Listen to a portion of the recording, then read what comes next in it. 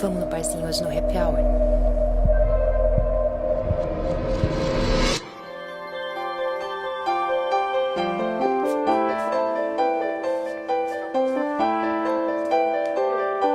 Cirurgia bariátrica, feita com responsabilidade, traz qualidade de vida.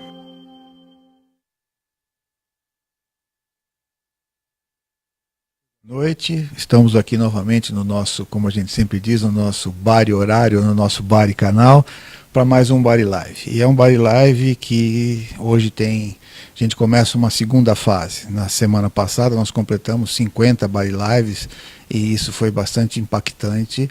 E nós esperamos estar aqui nos próximos 50 e mais 50, sempre podendo levar alguma coisa, algum assunto interessante sobre a cirurgia bariátrica e metabólica. E hoje esse assunto nós vamos abordar como estão os nossos pacientes após alguns anos de cirurgia. E um tempo médio que a gente fez foi 5 anos. Por que 5 anos de operado? Porque 5 anos nós passamos por todas as fases da cirurgia bariátrica, que a gente brincaria, o namoro, o noivado e o casamento. E aí depois a gente tem uma vida inteira pela frente para conviver com o nosso matrimônio. E a gente vai falar um pouco sobre isso. Eu sou Luiz Vicente Berti, sou cirurgião bariátrico e vice-presidente da Sociedade Brasileira de Cirurgia Bariátrica.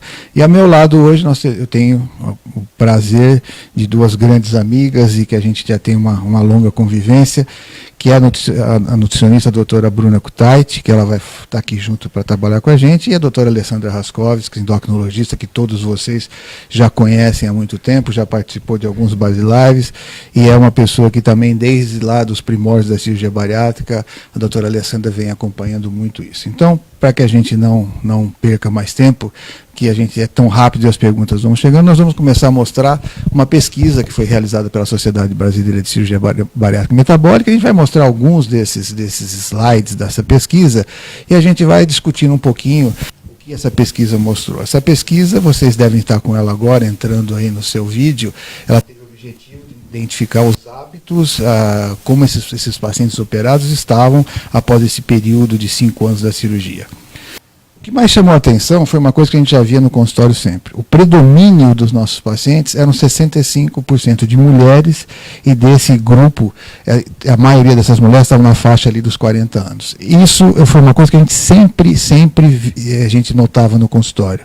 Isso é uma coisa que você já vinha notando, e esse dado te surpreenderia apresentando aqui nessa pesquisa? Não, esse dado não surpreende em nada. Todas as estatísticas de predomínio de obesidade, infelizmente para nós, em mulheres.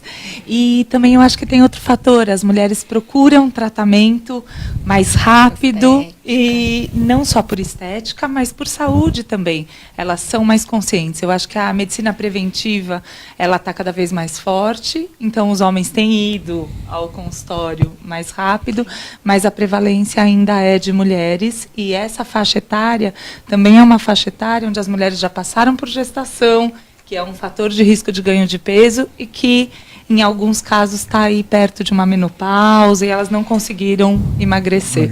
Então, não surpreende. Não. A gente brinca muito sempre, mas brinca sempre falando a verdade, que a obesidade, eu acho que ela nos pega em 2 pontos principais.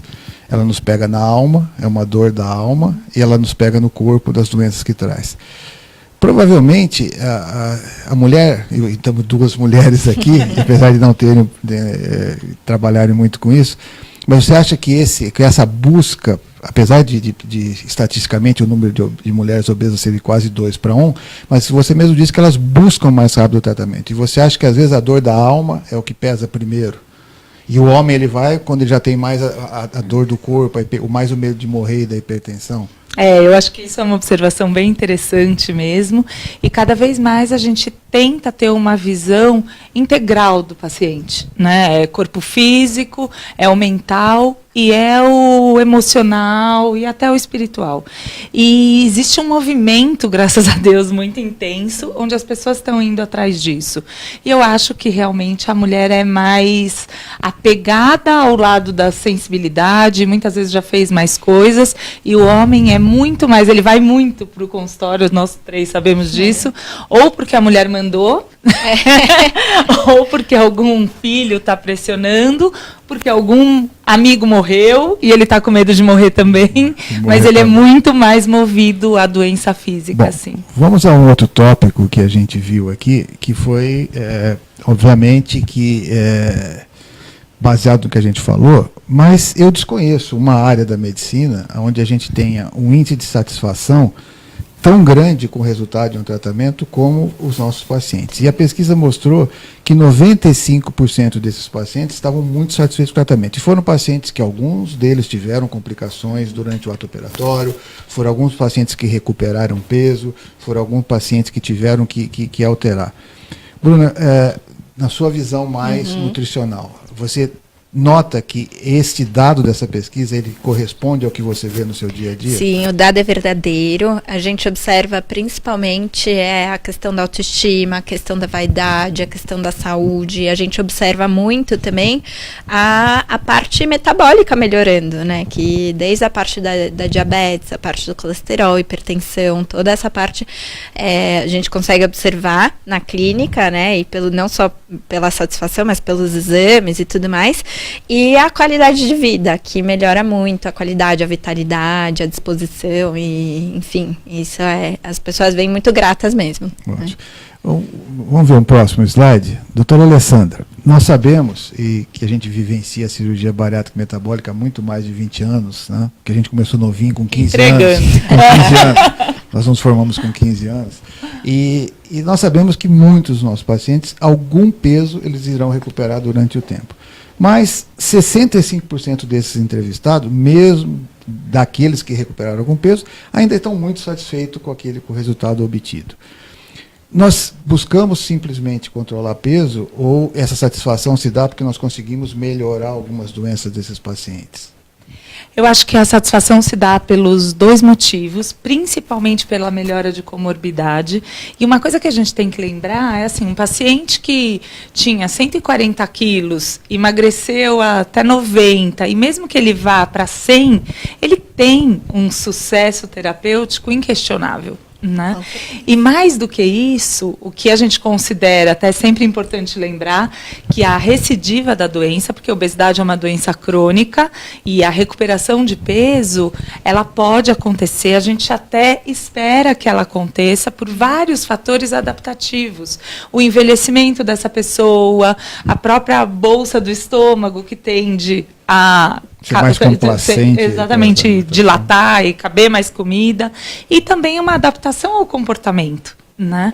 Então, quem são os pacientes que realmente vão se manter muito bem? São os pacientes que eu costumo dizer usaram a cirurgia para virar a chave. Então, estava tudo muito ruim, eles não tinham aderência nenhuma a estilo de vida adequado, alimentação adequado, e eu costumo brincar que realmente é assim, ou vai ladeira acima ou vai ladeira abaixo. Então, quanto mais a pessoa come, se alimenta de açúcares, de gorduras, de carboidratos refinados, o que vai acontecendo? Vai mudando também os níveis de serotonina, vai tendo oscilação de humor, vai ficando mais triste, mais frustrado, porque já fez várias dietas. É um ciclo vicioso. E esse ciclo vicioso, a cirurgia dá a grande oportunidade de cortar com sucesso. E quem vai bem, no meu olhar, é quem aproveita essa mudança para virar a chave e fazer diferente. E eles entendem que a cirurgia não é uma maquininha mágica que você colocou lá, mas é uma chance de mudança de vida. Com certeza. Bom, outro dado interessante, vamos ver o próximo slide que a gente vai mostrar, é que 12% dessa população operada, eles eram diabéticos tipo 2, aqueles que desenvolveram a doença provavelmente pela própria obesidade. E esses pacientes, eles tiveram um controle bastante interessante da sua doença. Óbvio que a gente não está dizendo aqui que a cirurgia bariátrica e metabólica é para qualquer pessoa diabética que nunca fez um tratamento, que não toma um remédio. Mas aqueles aonde o tratamento clínico, desde que indicado pelo endocrinologista, não é suficiente, ela se mostrou uma arma que teve a sua eficiência. Eu gostaria que você, como endocrinologista, depois vai ter bastante para você, Bruna, também, que você comentasse um pouquinho sobre esses dados que a pesquisa mostrou, que cerca de mais de 80% tiveram um controle bastante adequado da sua doença. O controle realmente acontece, principalmente nos primeiros 2 anos, e vai se mantendo em 5 anos, e em 10 anos começa, às vezes, a ter um retorno, mas existe remissão em quase 70% dos casos. A própria hipertensão, que é outra coisa muito importante, ela também faz o mesmo processo, só que muitas vezes o paciente já tem uma hipertensão familiar e que tem outros fatores e que lá na frente pode voltar. Mas um dado que eu gosto muito de lembrar é que definitivamente a cirurgia bariátrica, ela, quando comparamos esses pacientes que operaram com o grupo controle, que são os pacientes obesos que não foram operados, o que claramente acontece é uma diminuição de mortalidade por todas as causas. Então, em 5 anos, os operados têm uma mortalidade em torno de 6%, enquanto os não operados têm em torno de 10%, 11%. E em 10 anos, essa mudança de mortalidade por todas as causas se mantém. Em torno de 10 no grupo operado para 24 no grupo Alessandra, emenda nesse assunto aí, que a nossa audiência já está bombando aqui. A Paula, ela disse que ela foi operada em 2006, e se há chance de aparecer hipoglicemia após a cirurgia, é o medo que ela tem, que ela já deve ter ouvido falar de pessoas que possam desenvolver essa hipoglicemia. Existe essa chance de aparecer? Diria que 2017, aí 12 anos, 11 anos a mais. Muito provavelmente para você não. Quando a gente vê a hipoglicemia, Paula, a gente vê logo no pós-operatório imediato. O primeiro motivo para acontecer a hipoglicemia é o próprio dumping, que vocês que são operados, e a gente sempre tenta alertar. O que é o dumping? É quando você come um alimento muito osmótico, ou seja, com muito açúcar, com muita gordura, esse alimento carrega junto para a luz do estômago e do trato gastrointestinal água, e dá uma sensação muito ruim. Às vezes a gente fala até de morte iminente. Então, é uma hipoglicemia e que também dá uma sensação de desconforto e depois passa. Os pacientes, na verdade, acabam percebendo que ao se alimentar desse tipo de comida, eles têm esse mal-estar, e até no início do pós-operatório, dependendo da técnica, funciona como um limitador. Né? E o que acontece é, de novo, a mudança do hábito. Se você comer muito açúcar livre, ficar muitas horas sem comer, você pode ter uma chance de ter uma hipoglicemia um pouco maior que o restante da população. Bruna, essa hipoglicemia que muitos desses pacientes relatam, depois, que não é aquela imediata que é o dumping, mas aquela que aparece algumas horas depois, você acha que os erros alimentares são a principal causa dessa hipoglicemia? Também, principalmente, claro que tem o fator da cirurgia e tudo mais, mas a parte da saciedade, que é mais precoce, então muitas vezes as pessoas têm a mania de ficar muito tempo sem comer, ou, por exemplo, a questão de comer muito açúcar refinado também, a gente vê uma queda brusca aí na glicose depois da refeição, então tem a questão do dumping. Mas se a gente faz uma educação alimentar com baixo índice glicêmico, bastante fibra, fruta, legumes, verduras... Baixo índice glicêmico é comer menos açúcar. É comer menos açúcar e comer mais fibras, menos refinados, mais integrais, aí a gente evita esse tipo de quadro. E até comer o açúcar, né, o carboidrato misturado com a proteína. Exatamente. Então, uma coisa que sempre a gente orienta, que você sempre começar orienta. Sempre com a proteína. E exatamente. Depois, já aproveita, assim, a coisa está bombando aqui.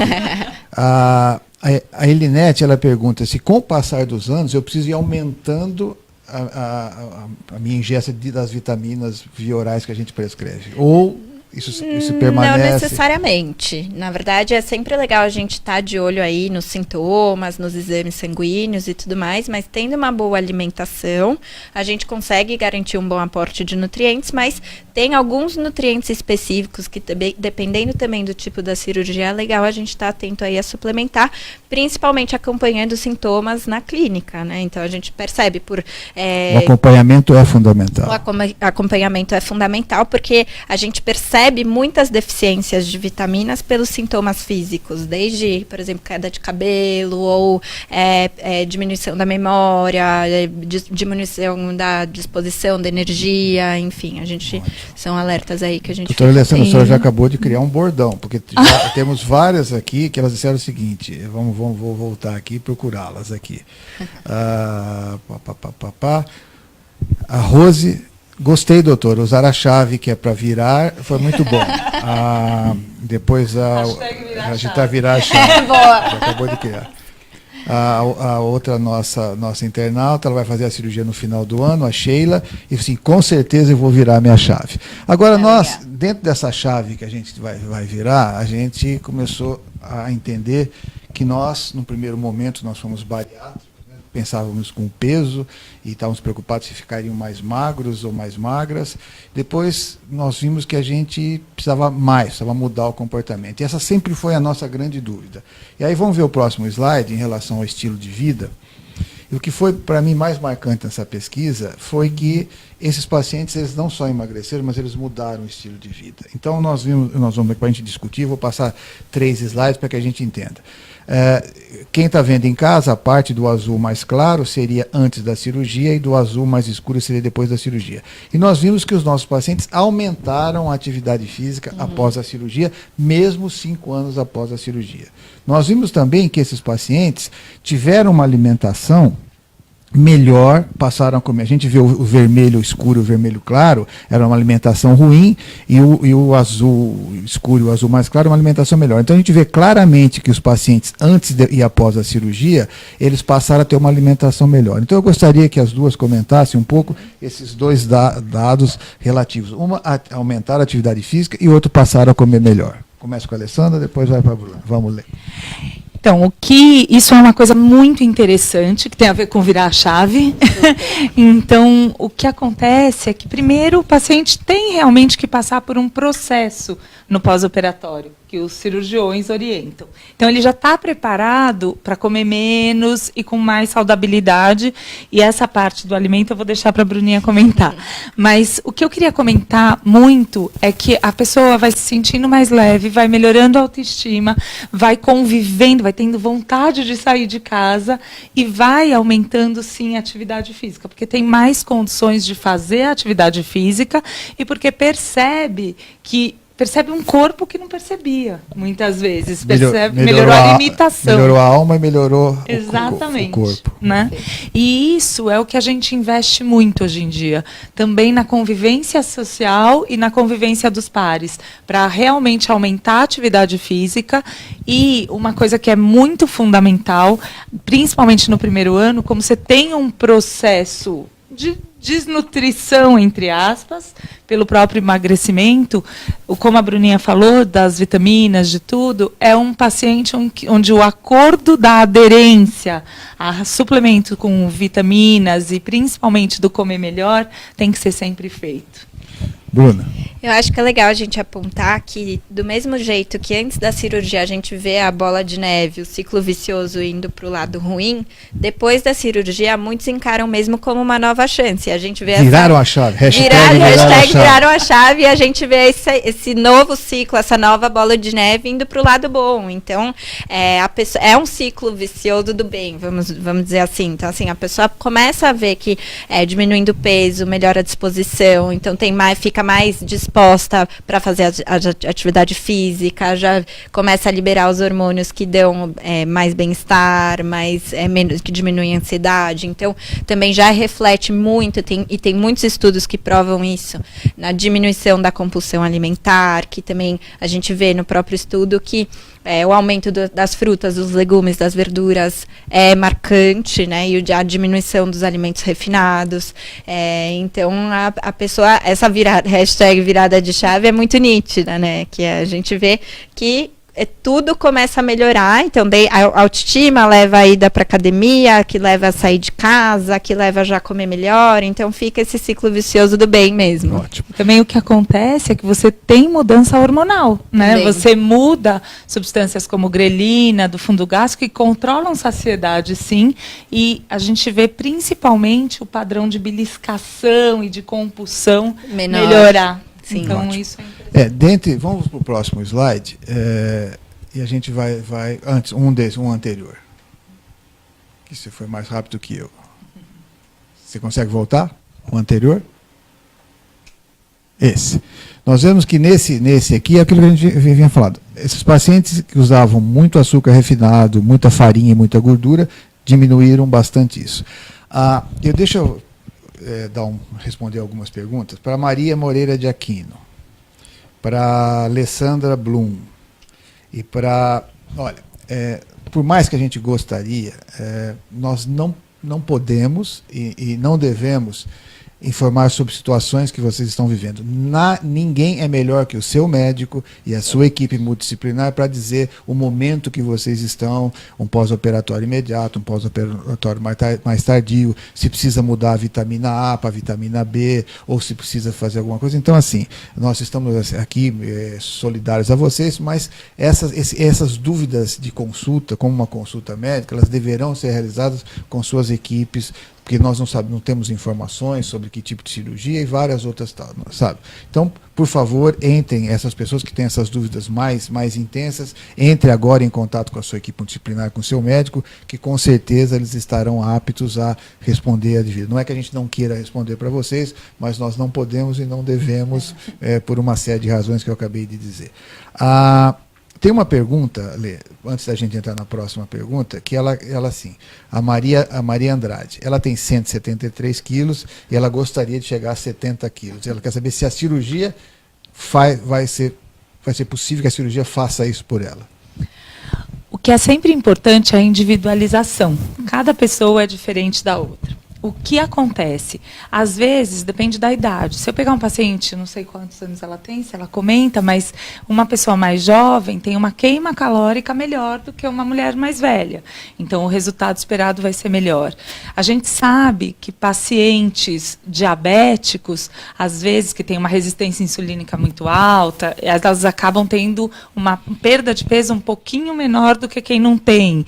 Então, são nuances muito individuais.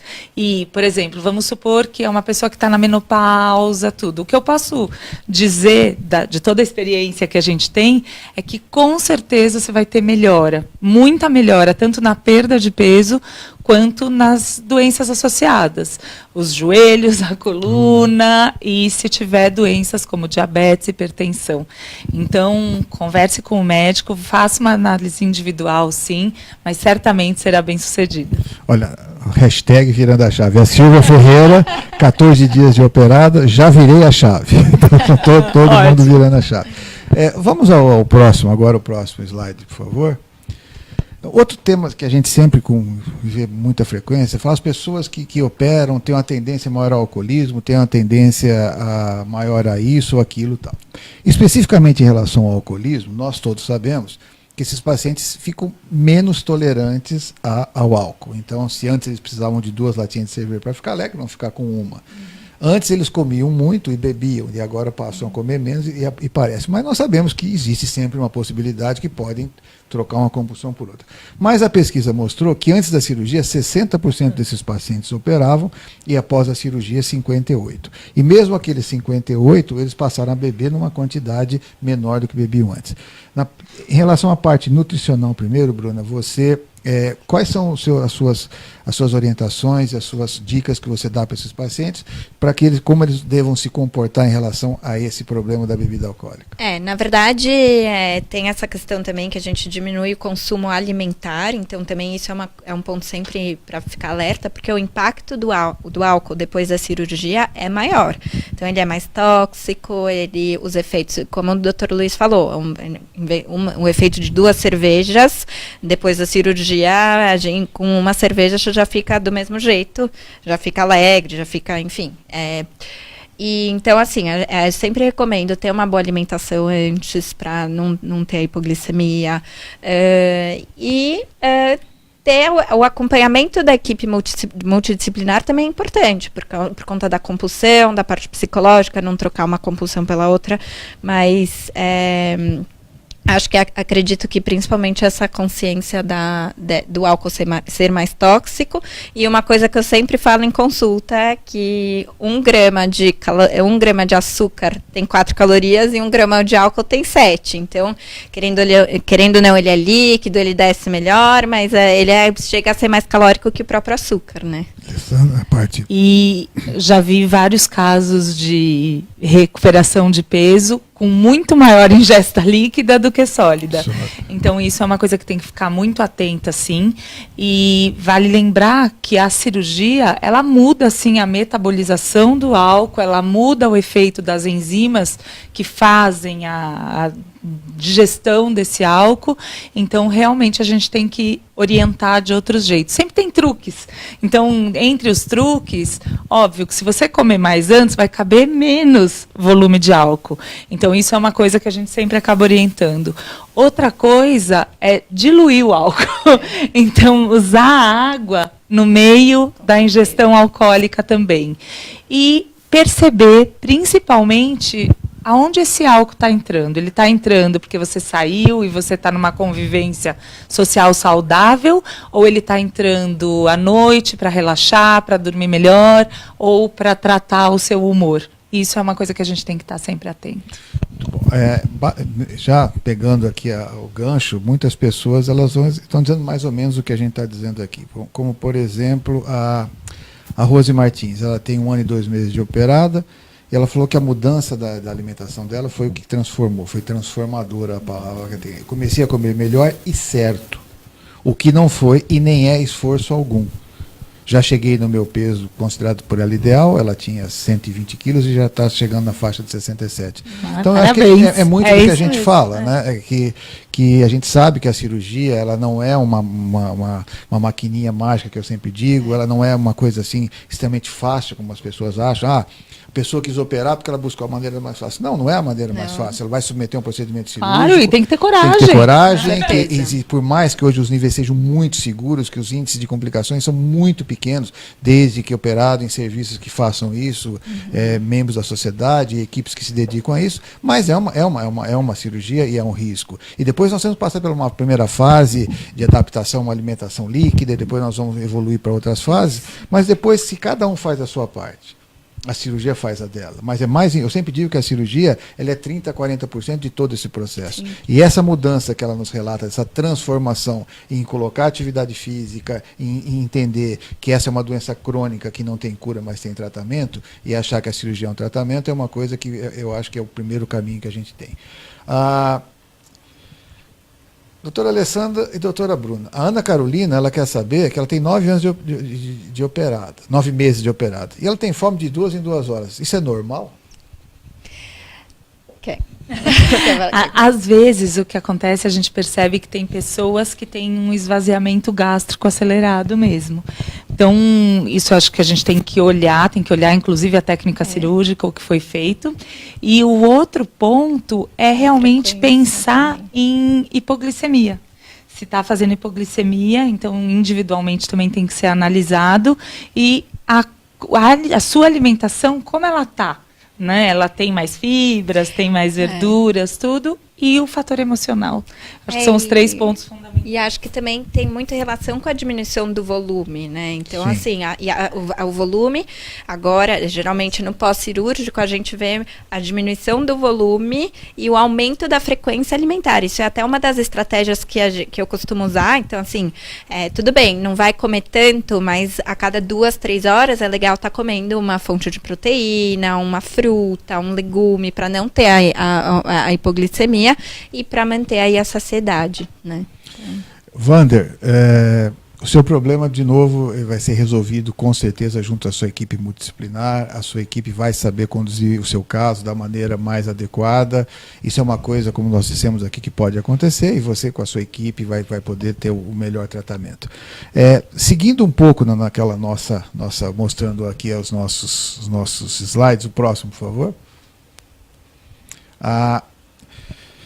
Esses pacientes, eles dizem estar muito felizes. E o grau de felicidade após o outono atingiu níveis altíssimos de 90%, de 89% das pessoas estão muito felizes com o procedimento.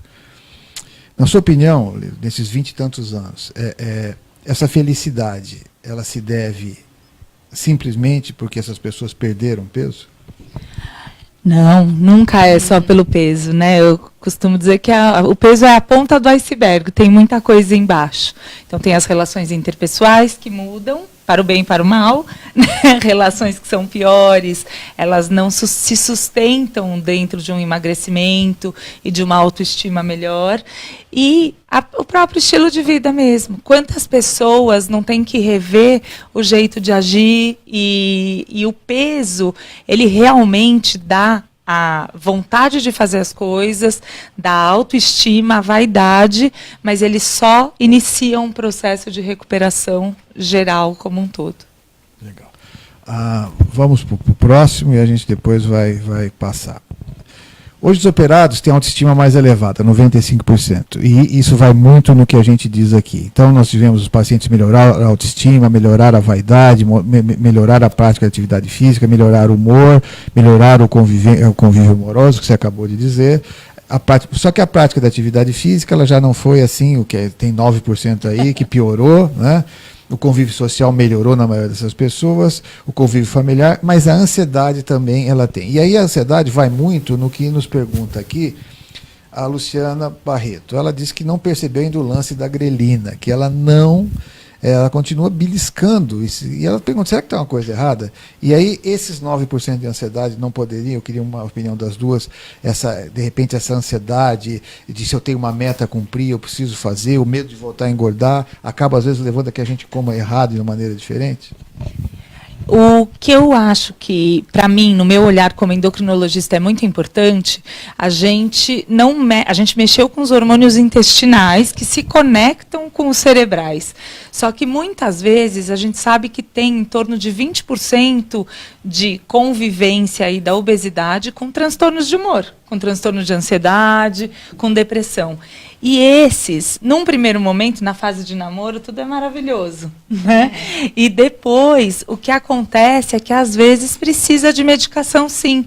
Porque, às vezes, existe um desequilíbrio neuroquímico, uma deficiência de serotonina, de dopamina, que precisa ser tratada também e que vai diminuir muito essa sensação, que não tem a ver com a grelina, muitas vezes. Tem a ver com os outros neurotransmissores. Se fosse só a grelina, faria um Exatamente. antigrelina e resolvia tudo. a obesidade. E é mais, reforça também a equipe multidisciplinar, a parte da saúde mental, que é um dos tópicos também que a gente sempre fala, porque tem os fatores externos que geram ansiedade também, né? E que isso pode também refletir aí no desconto da comida, do belisco. Eu sempre digo para os pacientes que após a cirurgia, elas vão estar vivendo a mesma vida que elas viviam. O mesmo marido, o mesmo namorado, então, a mesma conta bancária, disso. os mesmos problemas. E às vezes a obesidade não é aquilo. Você melhora uma situação de clínica, mas os problemas do dia a dia continuam. E a gente continua vivendo. E esse país, o momento que a gente vive, já é um problema natural. Então, às vezes, nem tudo é culpa da obesidade e nem a obesidade é culpa de tudo que acontece na nossa vida. Né? Eu acho que como o marco da pesquisa foi com 5 anos, é exatamente isso. Eu acho que essa coisa que tudo melhora e que é uma situação totalmente nova, vai até 2, 3 anos. Depois vai existindo um estabelecimento de contato com a realidade, onde tudo que era culpa porque eu sou gordinho, ou porque eu não consigo me movimentar, ou porque eu tenho diabetes, começa a sair do cenário. E aí você tem que lidar com os problemas reais mesmo. E se você já era ansioso e não se tratou, você vai ter que uma hora enfrentar isso. Acho que a Tatiana, muito obrigado pelo seu depoimento, ela vai dizer, assim, para não falar que nós só falamos de flores, né? A Tatiana, ela tem 6 anos de operado, está dentro desse nosso escopo aqui, e ela teve uma recuperação de peso de 20 quilos após a cirurgia, mas hoje já perdeu 12, porque ela começou a comer melhor, e ela falou que antes ela nunca tomou vitamina e provavelmente foi deixando. E ela perguntou se isso, mas mesmo não tomando, ela não tinha deficiências laboratoriais, e ela perguntou se isso é normal. Primeiro, Tatiana, eu vou pedir a opinião das duas também para falar sobre isso. Primeiras vezes, que vitamina? Será que você fez as dosagens necessárias? Como é que foram feitas? Mas se não teve, provavelmente, isso não possa não ter sido só laboratorial, e para vocês duas, a não utilização das vitaminas, elas também podem interferir nessa recuperação de peso? A gente usa um termo, muitas vezes, que a gente fala que é fome oculta. Então, muitas vezes, até do ponto de vista do osso, do cálcio, você dosa exames inicialmente e eles estão normais, dentro do limite de normalidade, mas eles não são normais para você, e você está tirando essas fontes de cálcio do osso ou de outros lugares. Isso pode acontecer com vários nutrientes e vitaminas. Então, existe sim, às vezes, uma fome, né? Quem nunca ouviu falar de mulheres que comem terra no interior do Brasil, em lugares muito pobres? Crianças. Por quê? No livro Monteiro Lobato tem. Exatamente. Por quê? Porque eles tratam anemia. Então, o ferro está baixo e existe uma tendência a comer esse tipo de alimento.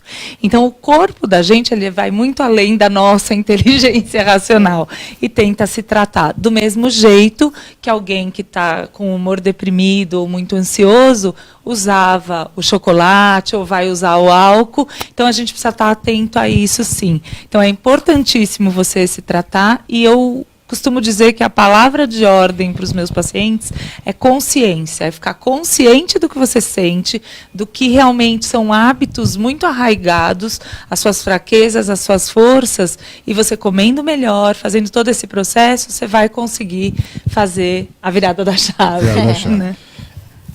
Espero que eu esteja falando o seu nome certo. Casca Milo, ela que está... A discussão está muito boa.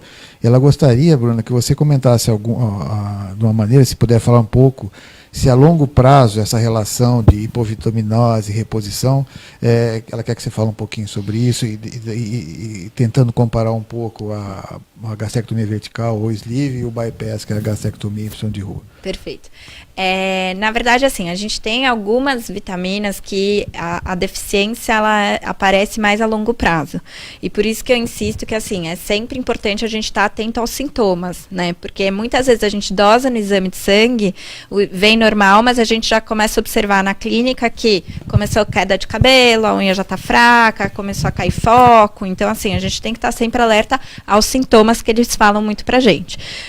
A gente, de fato, tem os dois tipos de cirurgia, né? Então, tem acho que a gente chama de desabsortivas e as restritivas, né? Então, assim, as desabsortivas são, de fato, as que a gente mexe na parte da absorção das vitaminas, né? Então, a gente tem que estar atento a as vitaminas específicas, principalmente as lipossolúveis, que dependem da gordura para serem absorvidas, ferro, as proteínas, diminui sim a absorção das proteínas, e também a chance de intolerância alimentar também aumenta, e não adianta só tirar os alimentos que a pessoa tá com a intolerância, a gente tem que saber repor. Então, por exemplo, a pessoa veio com intolerância à lactose, tirou queijo, tirou leite, mas aí a gente tem que aumentar a proteína animal, proteína vegetal, para não ter essa queda aí dos nutrientes.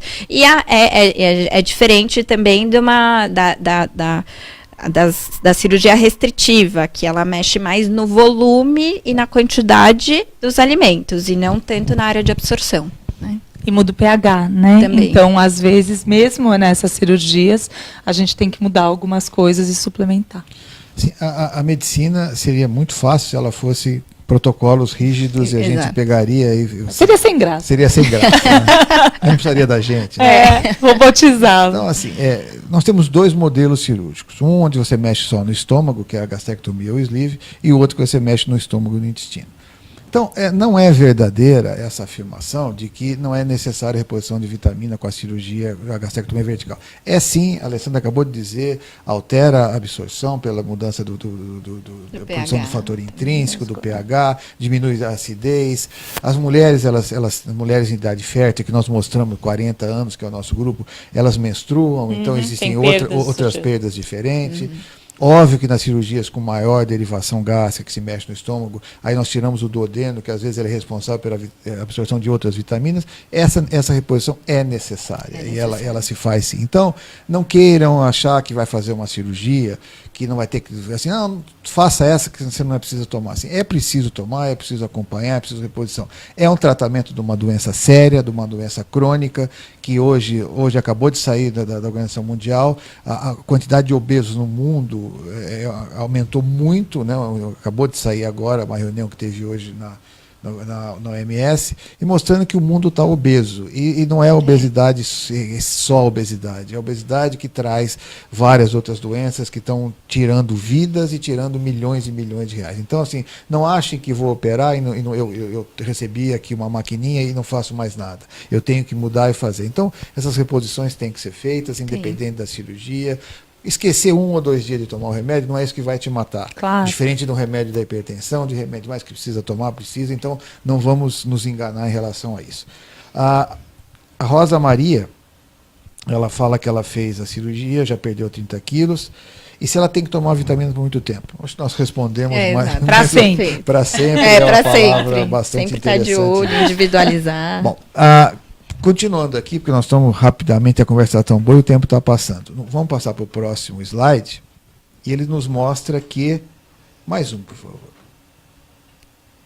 Acho que nós não estamos no mesmo. Esse.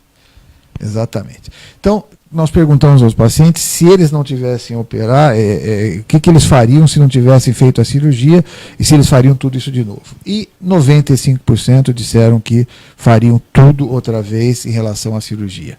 E a gente tem nisso uma situação, mesmo com esse problema que essas pessoas têm. Isso daria para a gente a certeza que hoje a cirurgia bariátrica e metabólica, do ponto de vista clínico, endocrinológico, e do ponto de vista nutricional, ela hoje é o melhor tratamento para a obesidade mórbida não controlada? Eu acho que você falou bem, a obesidade severa, que precisa de tratamento para já, ela é de fato o melhor tratamento, inclusive para perda de peso sustentada. Isso. O que acontece muitas vezes é que a gente precisa tomar cuidado com a banalização, e mais do que da banalização, porque existem casos que até a gente fica na dúvida. Então, às vezes a gente pega pacientes que têm um histórico já de luta com peso, com tratamento clínico, aderindo à dieta, muita comorbidade, muitas outras comorbidades, ou até que sejam comorbidades psíquicas, sim. Muita ansiedade, muita depressão, efeitos colaterais dos próprios remédios. Tem muita pesquisa na área da endocrinologia por remédios melhores, mas a gente ainda não tem um remédio perfeito. Então eu acho que a gente própria cirurgia não é perfeita. Não é mesmo. Não é o pozinho mágico, mas é a virada de chave. É a virada de chave. Aí eu vou falar outro hashtag meu, que é feito é melhor que perfeito. Então que tem situações... Isso é uma usina de hashtag. Porque às vezes a gente tem que fazer alguma coisa, porque senão a gente só vê a saúde piorando, a autoestima piorando e a parte emocional piorando. Então eu acho que tem sim que estar com o médico, não é a amiga, o vizinho que fez a cirurgia que tem que indicar a cirurgia, e aí pesar todos os prós e contras e entender que a aderência e o contato com a equipe mesmo tem que continuar. Em relação agora as perguntas vão chegando e a gente vai conversando e vai ficando. Pós-operatório. O ideal é que eu comece a ter essa reposição vitamínica, uma pergunta da Maria Aparecida. Em quanto tempo eu posso começar logo nos primeiros dias, eu tenho que começar 30 dias depois, eu tenho que começar... Vamos primeiro da parte de alimentação, que a gente sabe que tem grupos que fazem, começam a alimentar, são líquidos durante 15 dias, depois passam por um pastoso, depois, outros deixam 30 dias de líquido, isso varia de cada cirurgia, cada serviço. Claro. Mas de uma maneira geral, hoje nós já temos, a gente sabe que tem no mercado algumas vitaminas que podem ser mastigáveis, que podem ser, sim, não são aqueles comprimidos. Então, quanto mais cedo, ou eu posso esperar algum tempo para começar essa reposição? Na minha opinião, quanto mais cedo, melhor. Hoje, de fato, a gente tem vários formatos de vitaminas, e principalmente as de absorção sublingual. Então, assim, principalmente a vitamina D, vitamina B12, a gente absorve melhor nessa região. Então, o impacto, assim, não vai interferir no pós-cirúrgico, até porque no pós-cirúrgico a gente inicia com a dieta líquida, a dieta pastosa, então já tem muita restrição. Então, é importante que essa reposição já comece a ser feita para evitar também os possíveis sintomas de deficiência no futuro. A Angelina Alessandro, ela tem 1 ano e meio de bypass e as vitaminas delas estão boas. Ela gostaria de saber se os polivitamínicos são essenciais ou bastaria uma alimentação saudável. É muito difícil você ser um bariátrico ou até uma mulher que se cuida, que faz dieta e que consegue fazer a suplementação adequada de vitamina diária. Então, a gente teria aí que comer em torno de 1.800, 2.000 calorias por dia. O primeiro ano, principalmente os primeiros 6 meses, tem alguns estudos que mostram que as pessoas acabam comendo em torno de 500 a 800 calorias e que isso depois sobe para 1.000. Então, a gente não vai se apegar à caloria, mas o que eu quero dizer é que, em geral, também você não vai comer perfeitamente o tempo inteiro. O vegetal, o folhoso verde escuro, a quantidade de carne ou de proteína. Então, na minha opinião, e o que os estudos mostram é que precisa, sim, de suplementação. Pode precisar. Alguns pacientes precisam de uma suplementação mínima e outros precisam de maior quantidade de suplemento. Bruna, o que seria uma alimentação saudável para esse paciente operado? Eu falo que o paciente bariátrico ele tem uma pirâmide alimentar diferente e é uma pirâmide alimentar para ser seguida para o resto da vida, né? Então, eu sempre falo que a base da pirâmide deve ser o novo estilo de vida, né? Então, sempre adaptar a suplementação, atividade física, né?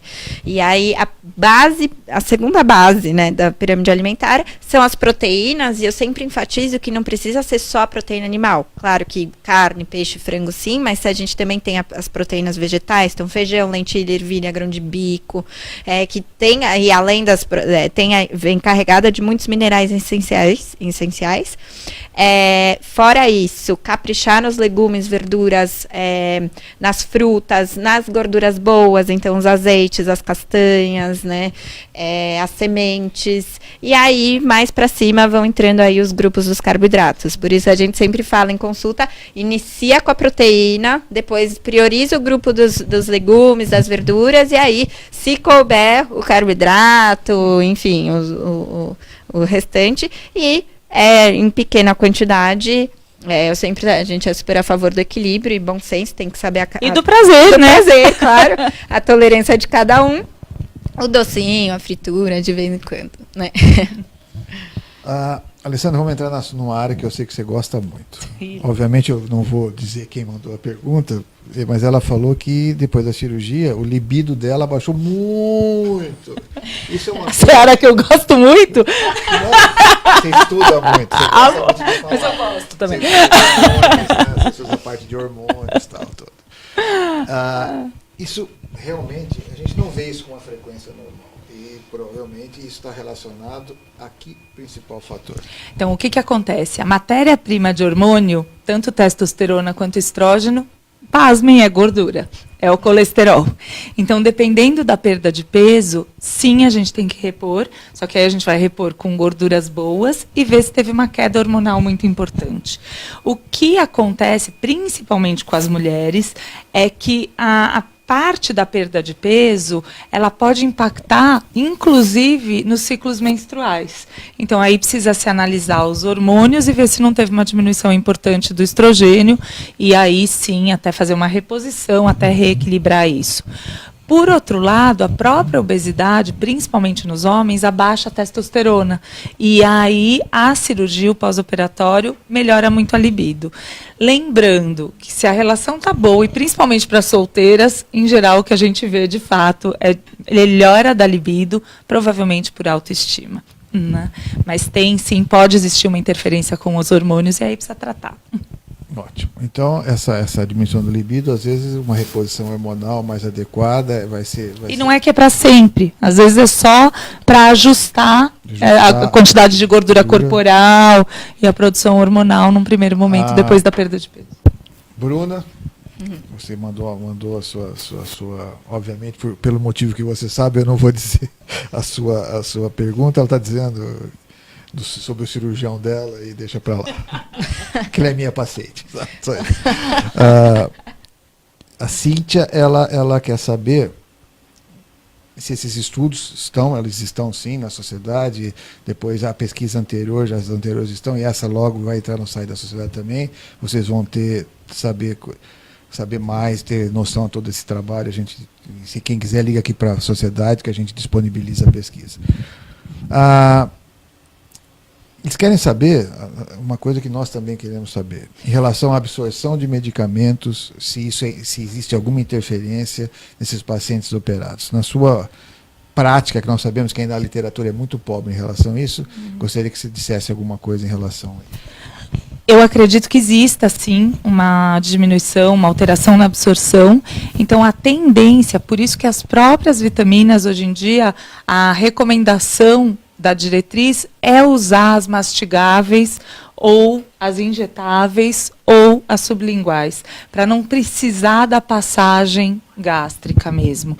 E muitos dos remédios, a gente sabe que a metabolização vai mudar. Então, anticoncepcionais, qual que é a tendência? Usar métodos mecânicos ou usar anticoncepcionais que não são orais, adesivos, anel vaginal.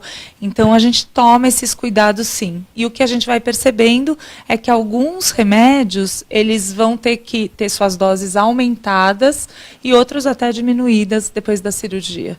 E, realmente, como o Luiz Vicente falou, não tem muito trabalho de disponibilidade do metabolismo. E outra coisa que hoje em dia, cada vez mais tem pesquisa sobre isso, é um nome chamado farmacogenética. O que é isso?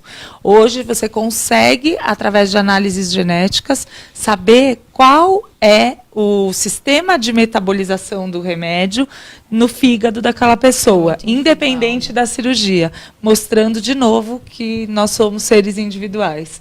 E, se for o caso, esses estudos podem ser feitos, eles são hoje em dia muito usados onde? Em câncer, para acertar o quimioterápico. A dose certa e o remédio certo. Alessandra, aproveita e responde para a Liliane, que dentro dessa linha do libido, hormônios e agora a menstruação, ela pergunta se a menstruação pode aumentar após a cirurgia. Normalmente o que acontece é uma diminuição do fluxo e, às vezes, aquela mulher que estava com o eixo do hipotálamo, da hipófise e do ovário inibidos pela própria obesidade, ela podia ter um mioma no útero e aí, quando ela volta a menstruar, ela pode menstruar em maior quantidade. Aí precisa avaliar os exames todos. Ótimo. Bom, por incrível que pareça, só restam 8 minutos para a gente conversou, né? Tanto voa e parece que o tempo. Então vamos para o último slide que nós deixamos. E aí, quando o pesquisador perguntou, agora pensando em tudo o que passou e nos resultados obtidos com a cirurgia bariátrica, se fosse necessário, você passaria por tudo de novo? E a resposta foi 95%. Eu, quando dou essa pode tirar o slide e voltar para a gente. Eu, quando apresento esses dados, eu coloco um último slide que eu digo o seguinte, que há duas formas de felicidade perene, que é o bem fazer e o dever cumprido. E para nós três, eu tenho minha opinião quase sem paixão, né, ou assim, totalmente apaixonado pela cirurgia bariátrica, mas nós três que trabalhamos com isso há muito tempo, a gente pode, com certeza, com a vivência que nós temos, os resultados que foram mostrados, que nós fizemos o melhor para os nossos pacientes com a cirurgia. E hoje é um dia muito importante, porque as nossas mídias sociais foram poluídas por uma opinião que não é tão nova assim, dizendo que a cirurgia da bariátrica é uma cirurgia, ou seja, que é a pior coisa que foi feita no mundo. E nós aprendemos há muito tempo que quando feita por pessoas com responsabilidade, com equipes sérias, com coisas bem feitas, os resultados são esses que nós temos. Lógico, como nós dissemos no começo, tudo tem o seu preço, tudo, não existe almoço de graça. A gente vai alcançar de acordo com o nosso esforço. Aquela paciente que perguntou se vai chegar a 70 quilos, provavelmente ela vai chegar até 60, dependendo do quanto ela fizer. Claro. Né? Nós demos o caminho. Do quanto ela tem, o corpo dela tem condições de fazer. De repente ela não vai conseguir aquilo, tem uma ossatura forte. Mas, assim, sintetizando, você acha que nós cumprimos o nosso dever? Eu acho que cumprimos, não tenho a menor dúvida. Acho que a gente sempre busca conhecimento e tratar, de fato, de cada paciente como um indivíduo que é muito mais do que quilos. E eu acho que a medicina não é uma ciência de verdades absolutas. Então, a gente tem uma perspectiva enorme de outras tratamentos para a obesidade que vão surgir, e talvez um dia a gente olhe e fale, olha, nesse momento, com o que a ciência sabe, não é mais para fazer cirurgia bariátrica. Mas hoje é sim uma ferramenta muito bem-vinda e que tem que ser bem usada como toda ferramenta. O remédio, a dieta, a gente está cansado de ver quantas dietas da moda tem. Muitas vezes as pessoas perguntam, mas com que dieta você trabalha? Eu brinco, eu trabalho com a dieta do paciente, não com a dieta nenhuma, porque você tem que individualizar. E muitas vezes a gente tentou uma dieta super restrita, já tiramos tudo que tinha para tirar do paciente e continua não dando resultado. Né? E a gente vê, hoje as pesquisas são muito claras e facilitam também muito as nossas condutas em termos de vitaminas, em termos de estilo de vida, em termos de orientação.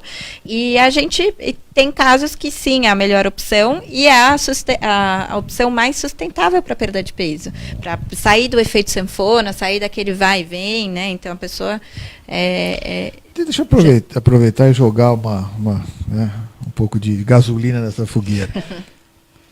Até quando, na sua opinião, a gente tem que se basear num cálculo de superfície corporal para que a gente possa indicar um tratamento para uma pessoa? Porque às vezes nós podemos ter uma pessoa com um IMC de 40, independente se ele é um fisiculturista, que aí não estou tirando esse cara fora, mas um cara com uma obesidade totalmente distribuída pelo seu corpo, que ele tem lá 2 metros de altura, mas tem lá seus 100 e tantos quilos. Que é diferente, às vezes, de um paciente com 34 de IMC, com uma gordura totalmente visceral e com uma doença metabólica, um diabetes de difícil controle. Até quando a gente vai ter que se basear nisso para que a gente possa indicar um tratamento baseado simplesmente num cálculo que nós sabemos que mede muito pouco de risco cardiovascular, de grau de fitness, de raça, de idade? Eu acho que esse momento já foi, né? Então o IMC, o Índice de Massa Corpórea, é usado mais como uma medida populacional. O que tem que acontecer é que as próprias diretrizes para tratamento, tanto das sociedades de endocrinologia, de nutrição e de cirurgia, tem que começar a individualizar. Mas, na prática, graças a Deus, acho que todos nós já fazemos isso. A gente valoriza muito mais um paciente que até pesa menos, mas que tem muita gordura visceral, a gordura do abdômen que está associada com risco cardíaco e que tem menos massa muscular. A gente vê muito mais a composição corporal do que, de fato, os quilos mesmo. Ruby, independente da cirurgia, ou o sleeve, a gastrectomia vertical ou o bypass, não existem dados suficientemente fortes na literatura que nos digam se há ou não alterações. O que nós vemos muito é a nossa prática diária. Sabemos que há um grau, parece que não é um grau, principalmente em relação ao anticoncepcional, porque muitas, antes do advento de um anticoncepcional que se coloca via vaginal, no útero, ou DIU, muitas mulheres usavam anticoncepcional e não engravidaram na proporção que se imaginaria de absorção. A Alessandra foi perfeita, que existe um grau, existe. Então, independente de uma cirurgia ou outra, é preciso que você discuta com o seu ginecologista, com a equipe multidisciplinar, qual é o melhor método para que você possa fazer e dentro desses critérios aí vai ser a melhor indicação. A Larissa agradece muito, a Larissa Lemos, ela diz que esses lives são ótimos e que ela fica sempre aguardando ansiosamente a próxima semana. Nós temos 2 minutos. Bruna, 1 minuto para suas considerações finais. Vamos lá. E logo, se Deus quiser, em um curto espaço de tempo, vocês estarão de novo aqui com a gente para discutir. Então, eu queria agradecer muito o convite do Dr. Luiz, da sociedade. E, na verdade, o que eu queria deixar de lição é que é fundamental ter aí uma mudada de chave, uma virada de chave. A gente não pode considerar a cirurgia como um pozinho mágico, né? Então, ela tem que ser, sim, uma nova chance, uma chance para mudança de estilo de vida, uma chance para a criação de novos hábitos, é uma alimentação saudável, é uma atividade física, é cuidar das causas da ansiedade. Então, realmente, aí uma nova chance, e é o que a gente vê, de fato, não é à toa que a gente vê os 95% aí de satisfação. E é um prazer estar aqui com vocês. Estou à disposição para dúvidas, aos recados, e obrigada para quem participou. Doutora Alessandra? Eu queria agradecer, é muito bom para a gente poder estar aqui discutindo isso e compartilhando a nossa experiência e falar que realmente o mais importante é que cada um se sinta único e que siga em frente na sua mudança. Gente, boa noite. Infelizmente, nós chegamos ao fim. Ficaríamos aqui até amanhã, se nos deixasse falando, porque todos nós somos apaixonados, somos coerentes, somos cuidadosos, individualizamos nossos pacientes, e sabemos que nós temos uma excelente arma terapêutica na nossa mão, que é a cirurgia. Mas ela tem que saber ser usada tanto por quem a faz, como por quem vai receber. Muito obrigado por vocês estarem mais uma vez com a gente. Esperamos na próxima semana vocês aqui no nosso Bari canal e no nosso Bari horário. Um abraço a todos e até a próxima semana. Obrigada.